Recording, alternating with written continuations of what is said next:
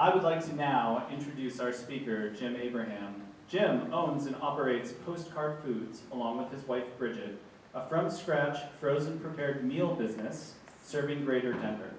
Jim is also an artist, hand-sculpting topographic maps from steel, and a parent of a newborn little baby girl who you may have seen here, who keeps him flexible by throwing pacifiers under furniture in their home in the Baker neighborhood. Jim is also the co-creator of Baker Gardens, an experimental, publicly accessible micropark. With the help of his wife, Bridget, friends, neighbors, and local volunteers, Jim transformed the underutilized tree lawns that run parallel to their properties into a small public piazza. Today, Jim is going to tell us about this project and how it came about through a collaboration with the EDEN program that you heard about here, a proposed network of public spaces where roads in each city's neighborhoods are repurposed and returned to the people. So please welcome up Jim Abraham.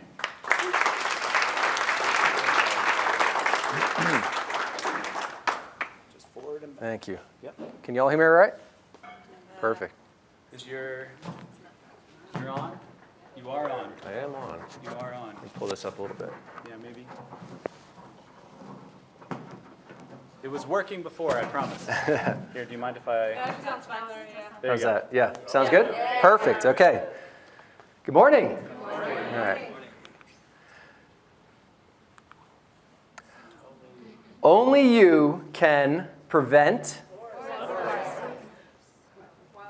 forest fires? Who thinks forest fires? Who thinks wildfires? Okay. Forest fire people, you are not wrong, but you're old. And I'm a forest fire person for absolute transparency here. So yeah, they changed it in 2001. They changed the slogan to wildfires in order to help promote the idea of setting prescribed burns. And so that's the difference. You can kind of get a sense of when people went to school with that little party trick there. It sounds like my daughter's back. So, does anyone know how Smokey the Bear came around? Rescued from the fire. He was rescued from the fire. That was the original idea. So, in 1942, I didn't know this. This was complete news to me. In 1942, we had an attack on mainland America that I hadn't even heard of before. It was the first time since 1812. A Japanese submarine, of course we all know Pearl Harbor, and then about a few months later, a Japanese submarine emerged just outside of Santa Barbara, California, and shot 20 large shells from about a mile away at an oil field. Yeah, and so it didn't wind up hitting anything. It was at night, and it was in bouncing waters, and I guess they weren't that good of a shot. But it did actually set the Los Padres National Forest on fire. And it got a lot of people thinking, this could be a problem because everyone that's usually here to fight the forest fires are in the Pacific Theater fighting the war at the moment. And so it burned for several days. There wasn't really a good way to put it out, and luckily it didn't cause too much destruction. But a bunch of military people sat around and said, okay, how do we, it's going to be really hard to prevent the damage from an attack, but how do we at least stop ourselves from destroying our own national forest, because it happens every year? And so they came up with the idea of Smokey the Bear, and it was targeted towards young men and boys who were often out camping at the time. And it was done by the War Ad Council for America. And if anyone knows the War Ad Council, it was created as a way to help the government push their own message. It's often seen as the propaganda arm of the American government. They do a lot of fantastic things. They did a lot that was fantastic around COVID, and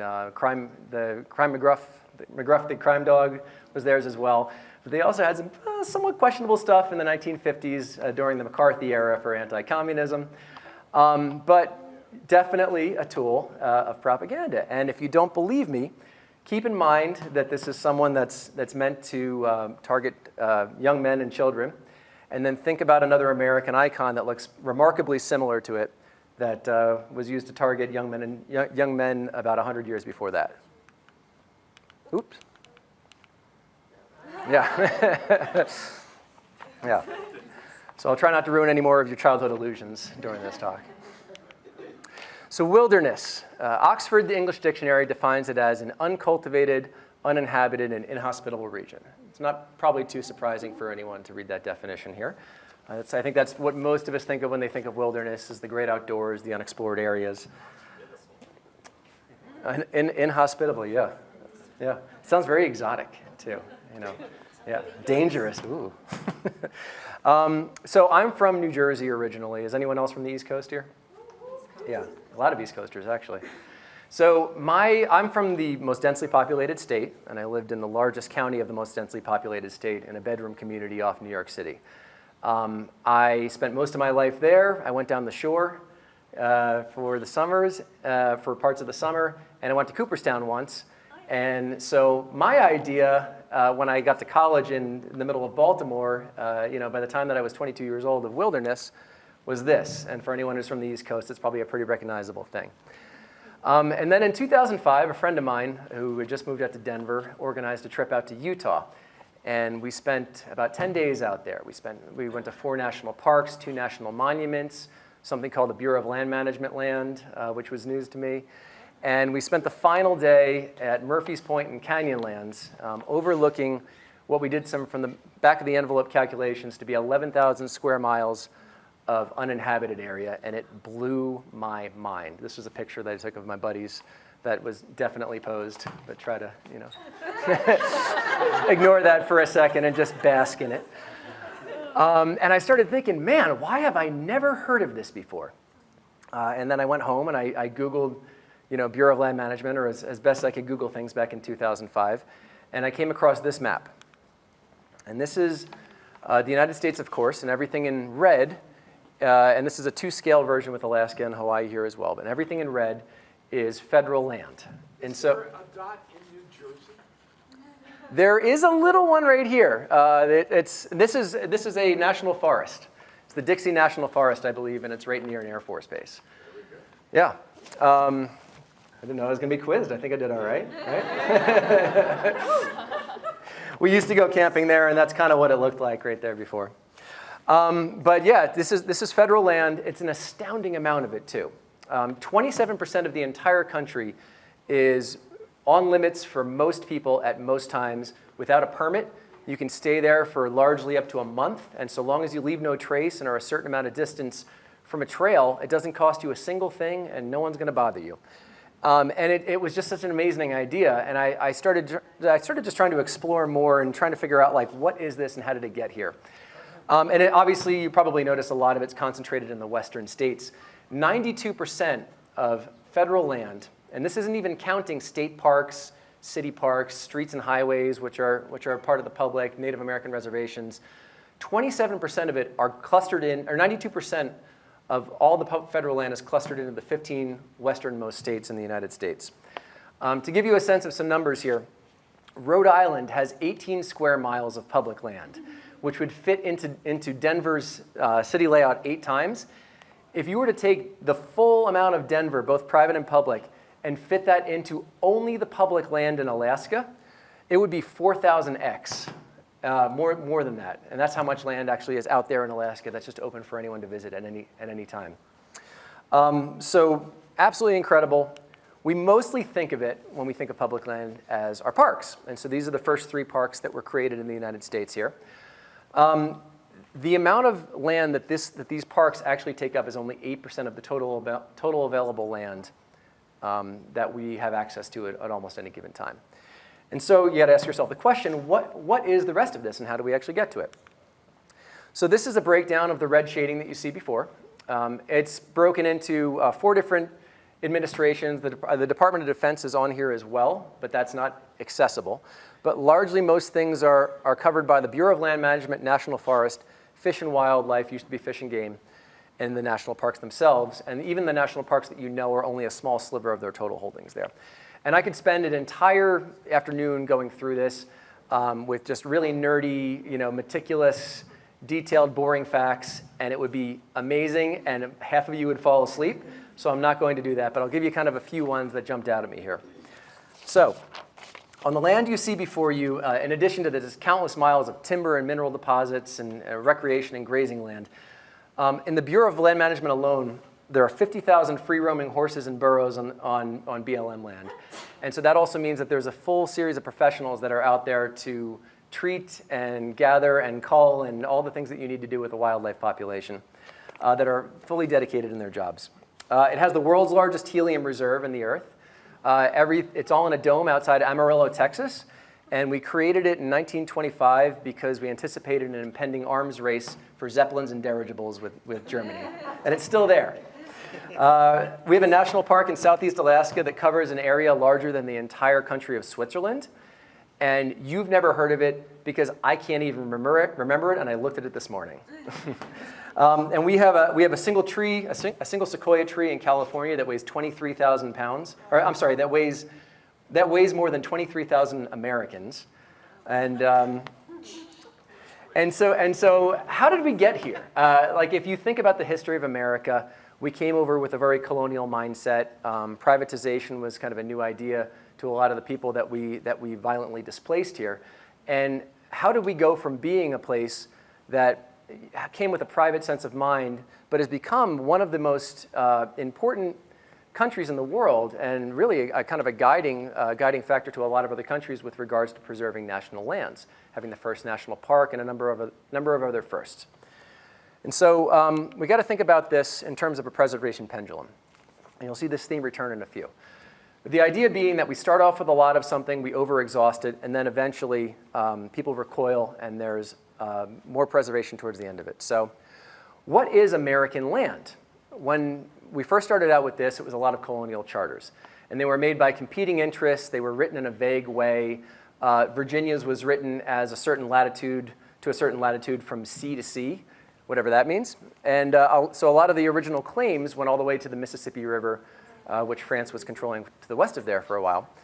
And so as people were coming together to create America, you got to remember that America wasn't a foregone conclusion. In fact, it was actually probably the lesser chance if you were betting whether or not we would become a country. And one of the biggest issues that some of the smaller colonies, like New Jersey, where I grew up, that has a fixed western border were facing, were that they didn't want to wind up in a situation where other places that could vie for population and taxes and everything were competing with them, and they were able to give away land and give other incentives that would invite people there. They didn't want to be swallowed up. So the way to think about this is history is messy. There's not one thing that causes another thing. But I'm trying to kind of capture moments in time that were representative of the thought process that was going on in our country. And so in 1784, Virginia, which was the oldest settled place, had the most population, was the richest, had the largest land, they made a major concession where they gave up almost all of their Northwest territory here in order to create a larger union. And once they did that, other states fell in line. Everyone decided to give all of their land to the national interest that wasn't first actually settled. And overnight, by the time that we signed the Constitution, but overnight then, after the last one was signed, we had the idea of American land for the first time. It was no longer colonial land or Virginia's land or Massachusetts. It was just the largest entity, so all of a sudden we had to figure out what to do with it. And so we spent years and years and years collecting this through treaties, through, like I said, just violently displacing people, until we get to about 1862. And this year might jump out at you because it's the beginning of the Civil War.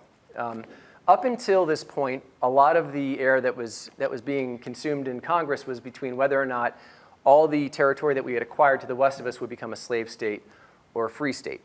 The North envisioned this as a land of independent yeoman farmers, kind of like the farmers markets we can picture today in the North. The South had an idea where they wanted to be able to sell it rather than give it away because they knew that the competitive advantage of having slaves would make it the aristocracy that they were representing gobble up most of what was available. And so naturally, when the South seceded, all of their politicians left Congress as well, which we kind of forget about. And all of a sudden, all the legislation that they've been talking about and trying to push for years got pushed through in a very short period of time.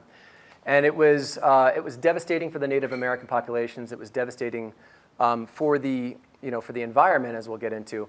But it did actually offer a lot of progressive ideals that were pretty radical at the time. So do we have any CSU graduates in the room here?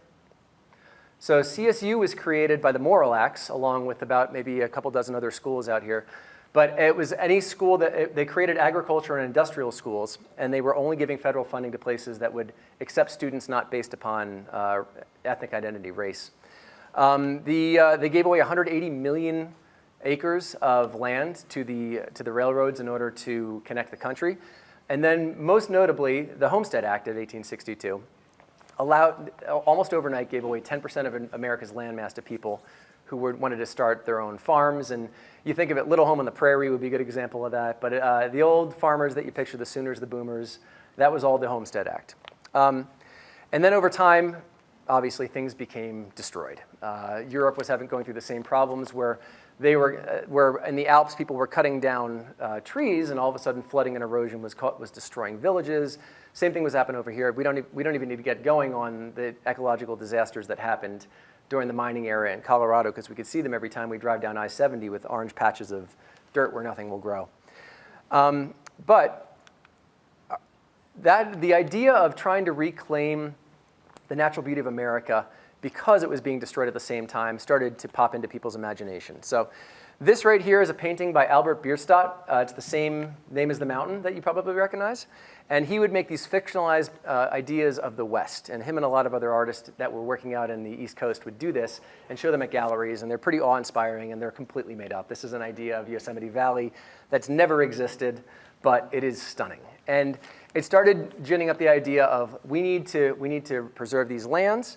In 1887, before he was president, Teddy Roosevelt had a dinner party at his place, and he was, I believe, the police chief at the time, and him and a bunch of his rich friends came up with the idea of preserving as much land as they could out in the West for their own trophy hunting, which is not maybe the best way to get there, but we got there.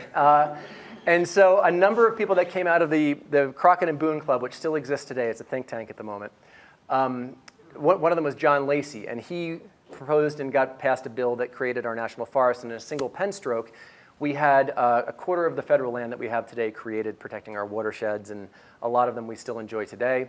The next year, we had the expansion of 1 million acres in Yosemite National Park, and pretty much every year and multiple times a year thereafter, we had another national park or some more land coming in. So the 1890s was a really good time for this. And we saw that pendulum swing back where we had seen how bad it could get, and now it's time to think about how do we actually fix this. So one big problem we're running into now is that this is wonderful, it's really inspiring, but there's a 5-to-1 chance if you're American that you live in an urbanized area rather than a rural area. So the idea of having these beautiful national parks, while they're bucolic and rolling and all these wonderful things that are associated, you're not really going to get a chance to actually use them on most times of your life. So this is a picture of Market Street, Philadelphia in 1905. Seems like there are a lot of East Coasters here, so you probably know that Market Street is one of the busiest places in Philadelphia even today. The street wasn't always for cars. Cars didn't exist, obviously. And so what the street were for people to exercise and socialize. There's if you look a little closer, and you can see there's 9 grocery stores on every block here. And this is what American life was out in the street. And this idea, while it doesn't exist as much today, definitely exists in a lot of other places. You can see the word place is the basis for a lot of these right here. And these are just different concepts in different European areas that still have this mix of public and private, and it's a place that's safe. You don't need to buy a coffee in order to stay. There's oftentimes bathrooms, there's oftentimes shade, there's chessboard, there's whatever you'd actually need in order to socialize with your community, and we're missing this in America. And man, this is what this area looks like right now. How did this happen? Yeah. So we're going to take another look at the pendulum. I think we all know how this happened, but we'll go through the motions here. So again, the preservation pendulum. Cities and neighborhoods started becoming established around 1891 with the invention of the electric tram in Richmond, Virginia. So a lot of places copied this. You can see this is an early version of the one here in Denver, and you can see there's a neighborhood identity, Elyria, Highlands, and you can see different places are meant for you to reside in, spend most of your time in, come into the city, maybe to work or maybe not to work or maybe to get supplies from things that you can't get otherwise. But it was a very decentralized system that we had, and the streets were places where people communed and got to know their neighbors, and it was a very tight-knit community back then. Now, the car was created. For anyone who's from the area, Baker, actually along Broadway, that's the center of the region's car lobbying district. So a lot of those old buildings that you see there, that you see along there are old car galleries from back in the day. You'll see a lot of big windows as you get around like 11th through 6th on Broadway. But another notable point is that another notable example of kind of where things were going was in 1923. So cars had become more popular. There was a lot of issues because there wasn't much regulation with cars hitting and killing people. They were crowding the streets. And a number of people in Cincinnati, Ohio just got fed up with this. They had a grassroots petition, and they demanded that the automobile companies cap their maximum speed at 25 miles an hour. And as you can tell, this didn't work. And what it did was it actually emboldened the lobbyists and the automakers to go on their own counteroffensive. So I know all of you have heard the term jaywalking. Jaywalking was another Madison Avenue marketing creation that was made in order to transfer the blame of being hit by a car to the pedestrian from the motorist. And there's a number of these things. Again, I could do a whole presentation on it. But we've kind of been in this loop for a while now. I mean, this is the amount of safe street that we used to have. And now we have, there's a parking lot and the murder zone.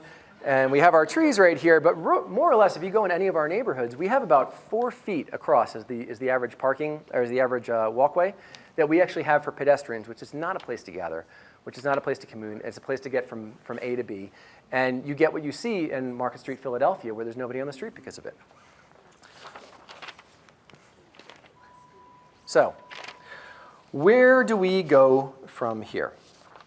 So in 2019, my now wife moved in, and let me back up.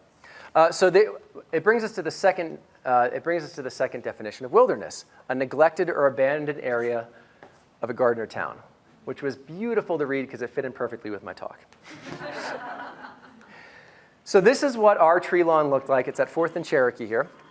And this is 2019 from the Google Wayback Machine, and my wife was mortified when she moved in because I had let it really, really go to hell. And so we spent a couple afternoons just tearing everything up. I think it was 8 pickup trucks worth of organic material had to be hauled out, and we had a blank slate.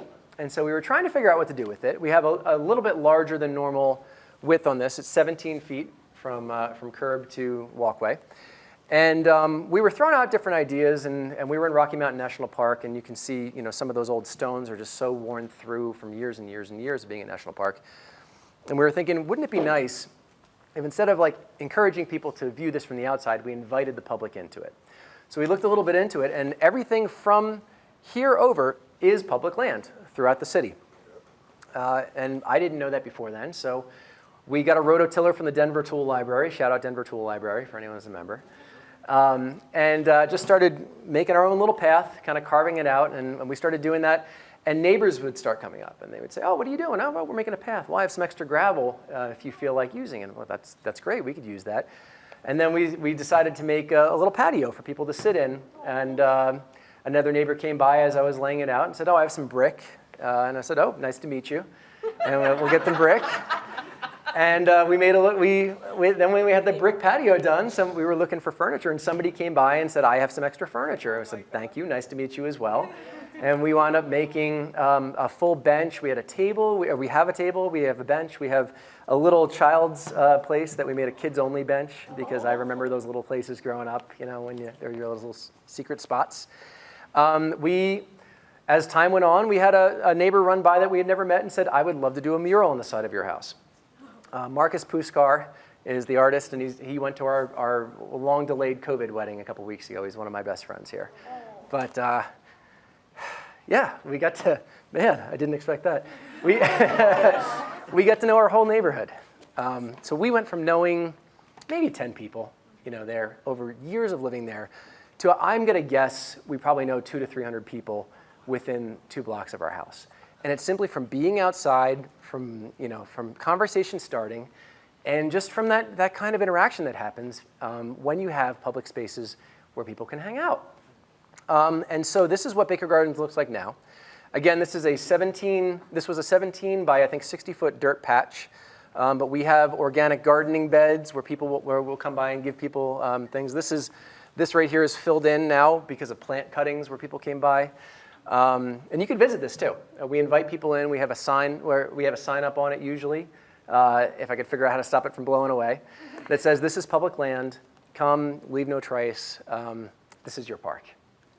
And so, yeah, it's really transformed not only our little corner in terms of making it a de facto meeting spot for people, but it's really kind of put our community together now. And we've hosted now hundreds of coffee gatherings and happy hours and dinners and small parties out there, which is to say something because we've been pretty COVID safe. But it's not been a long amount of time, but because of this, we know everyone in the neighborhood. And so I wound up meeting Nan, like she said, through this project. She was one of the many people who wandered in, and as it turned out, her vision for the Eden project seemed to align with what ours was. And the 4 columns of Eden that she brought up are public art, communal gathering space, pollinating tree lawns, or pollinating highways for bees, and organic production gardens. So I could go on and try to describe the project. I'm going to play a 5-minute video here, and I'll let her speak for herself, along with the rest of the team, because it really is an incredible project.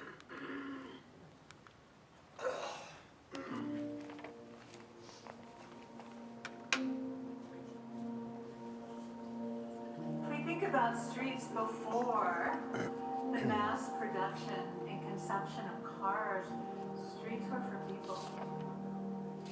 Streets, first and foremost, are for people. And what has happened for a long time is the priority to accommodate the automobile has dictated too many of the decisions. So fundamentally, we are getting back to the notion that streets are first for people. I think now streets are for automobiles the way they're designed. However, I think in the future they should really be more for people, and people who want to ride or drive different types of vehicles like bicycles, scooters, obviously people walking, and you never know, there might be something different in the future. So I think it can be for everyone, and it needs to be designed that way, and right now it's not. So what's interesting about Denver is if you look at the number of streets we have, the amount of streets, most of them are empty most of the time. We don't need all of these streets for cars, for vehicles, and we can repurpose them for people. I mean, even if we take 1%, 0.5%, 0.1% of roads and turn it into something that you can have a picnic in, you can work out in, you can go for a nature walk, you can just have coffee with your neighbor. That, to me, seems like you're getting more utility.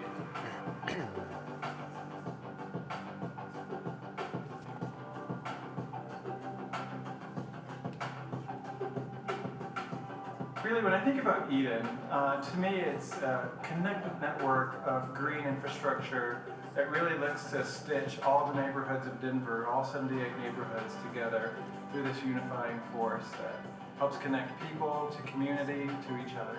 The distinction between a road and a street for me is that a road's purpose is to get you from point A to point B. If you think about it, that's completely contrary to what makes cities cities, what makes urban places and great urban places great. Cities and neighborhoods and people and businesses, they rely on access and the opportunity for exchange. And the purpose of the public realm is to provide a safe place for anyone to come. That's the beauty of public spaces. Now we've got about 60 students involved in the project. So we're imagining miles and miles of streets that are repurposed for people throughout the entire city of Denver. Our students studied 3 different types of streets: commercial, residential, and park. And I think each has its own pros and cons. So in a neighborhood, taking back the street creates a park-like environment for kids to play in, for bikes to ride down, for people to barbecue. In commercial areas, there's restaurants, there's outdoor dining. So obviously it's benefiting businesses. And then with parks, I mean, are parks already a space for cars? we have an opportunity to reclaim land and give it back to the people, give it back to us as human beings. Through that process, we could help clean our air, beautify our neighborhoods, and really give people variety and choice in how they choose to move around in their city.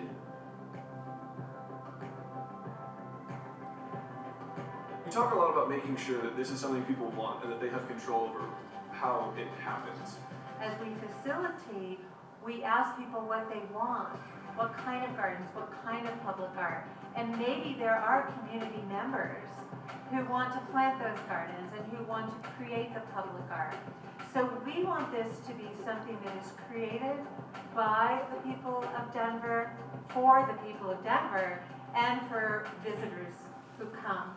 The real true implementation of Eden will come from the residents of Denver and will be led and directed by the people who are the residents of our great city.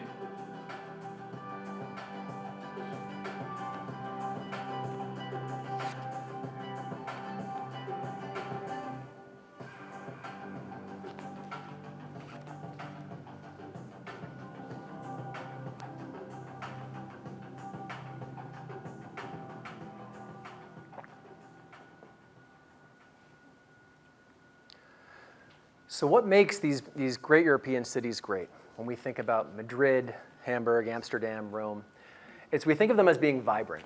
And you can picture people walking around in piazzas and people watching in cafes, and that's kind of what we think about and the things that we love about these places. And it's these piazzas and these open spaces that are open to everyone that lead to chance encounters. And chance encounters lead to strong relationships, and strong relationships lead to strong neighborhoods. And I think that when we think about what needs to happen over here, we need to think about activating the wilderness that we have access to right now in order to activate the community that we already have around and kind of bind people together in the community that used to exist here in Denver. Now, the pandemic has proven that we know how to do this when it comes to commercial districts, capitalism. It's very American. And all you had to do is walk out, and if you go to your local commercial district, you could see breweries and cafes and restaurants, and they had busy activated spaces. A lot of them had pushed into the parking spaces, and it was fantastic. And people loved it here. People loved it so much that legislation was passed in order to allow them to do that in perpetuity. And it's an amazing step forward for Denver, but commercial spaces are such a small part of the total land mass of Denver. I was speaking with a DOTI employee, Department of Transportation and Infrastructure, the other day. And he was telling me that 1/3 of the entire real estate of Denver is in its streets and highways, which blew my mind. And most of that is going to be residential areas. And so we need to do better. We have the space, we have the appetite for it, we need the advocacy. And so one of the things that Nan was talking about in the video is that she was having her students imagine the possibilities of this. So I'm going to throw out some kind of ideas of places that you might recognize. So this is Baker Gardens. You can see it a little bit in here. And this is if Baker Gardens was part of a network where it pushed out into the street here. So imagine your own neighborhood for a minute. And imagine it with a public square. And maybe it's equipped with seating that has shade on top of it. Maybe there's local residents in your neighborhood who've taken to upkeeping the garden over it. And think about having a coffee or a beer with your neighbors out there without the hum of cars going by and the air pollution and the noise and the danger of it all. And picture maybe a summer evening where there's the first Thursday, you have an inflatable screen come up and people come out with their blankets and a bottle of wine and watch a movie. Or picture neighbors gathering unprompted following an NHL championship win, and everyone knows to drift towards the main square and share some champagne together. And picture yourself working from home in an empty house sometimes, and there's no one there to talk to, but you know that if you walk towards the center square,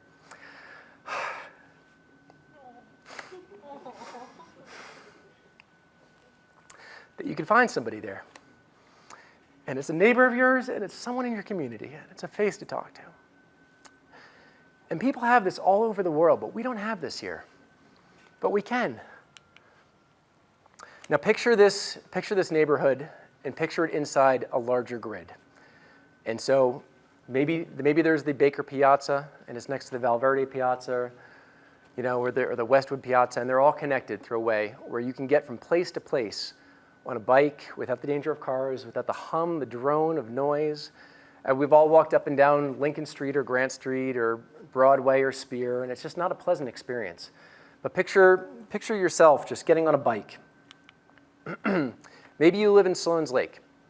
So maybe you're walking your bike over in the morning. If you have a family, maybe you're with them. If you're by yourself, maybe you're by yourself. But you're getting breakfast at a locally owned food trailer that's not making any noise because they're using a subsidized set of electricity in order to power the thing that Denver provides here. And it's in the corner of Sloan's Lake Park, right up on 26th and Tennyson here. So you sit down, you eat, you have your coffee, you talk to a few neighbors. Maybe you walk over and you fix the chain on your bike before taking off. And maybe if you have kids, you have a 5-year-old with you, and maybe they're just learning to bike. And you know that you can get from neighborhood to neighborhood and not worry about them veering into traffic. And maybe you go over to Sunnyside. You don't know it that well. You get a chance to meet some of the neighbors over there. And their neighborhood association has scheduled a school supply drive. And so you pick up a few things for your kids, and you sit down. You enjoy some food at one of the local restaurants there. And then you head over to Tennyson Street. Maybe do a little window shopping along Tennyson, which doesn't have cars on it for the first time. And again, like a private group or some sort of collaboration of public and private has put together a holiday celebration. And you get a chance to kind of see local crafts and local food vendors and really get a chance to explore the neighborhood. And maybe you're learning new neighborhoods too. I mean, like how many of us really know Harvey Park or Elyria Swansea or Virginia Vale? How many of us have even heard of Virginia Vale? How many of us have even heard of Virginia Vale? Virginia Vale is one of the largest concentrations of old mid-century homes in the region here. It's a beautiful place to go, and it's very rare that people actually get out to these places. But what if just one street from each neighborhood was dedicated to being able to drive around, not worry about the air pollution or the noise pollution or the danger of being hit by a car, and you got a chance to actually explore your city a little bit better? It seems like a nice vision. So obviously, we understand the challenges, and they're immense, in doing something like this. We've grown up thinking of streets as places where cars get from point A to point B because that's the only context that we've had to think about a street in as Americans. But it doesn't have to be that way. This is, again, the neighborhood in which my family lives, and it's right along 4th Avenue here. We started out with our little plot of land, but it's become popular enough that we actually extended it into the neighbor's yard. And then with the help of CU Denver students and some grants that they were able to pull with the city, we extended it into a 3rd yard. And we're getting close to having a meandering path that goes entirely from Delaware to Cherokee Street on the south side of the street. Mallory was one of the master's students here that works with Nan's group, and she was able to really find some micro grants. We were able to get paint. We have 2 of the intersections painted right now on Delaware and Elodie on 4th. And we also have some xeriscape design over here. And we're making mistakes for sure. And one of the things we're doing is we're trying to record as much as we can so we can reproduce this here. Because we're kind of building the plane as we fly it. But it's progress. And it's not just us at this point, too. I'm sure you recognize a number of these names here. These are partners. We're not quite sure what to do with them yet. But we're going to get there. And these are people that have come on board and say, we support the greater vision of this project here. Let us know what we can do.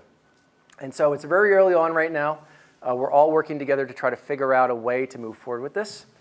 And if anyone's interested in getting involved or at least learning more about it, we have a little QR code here.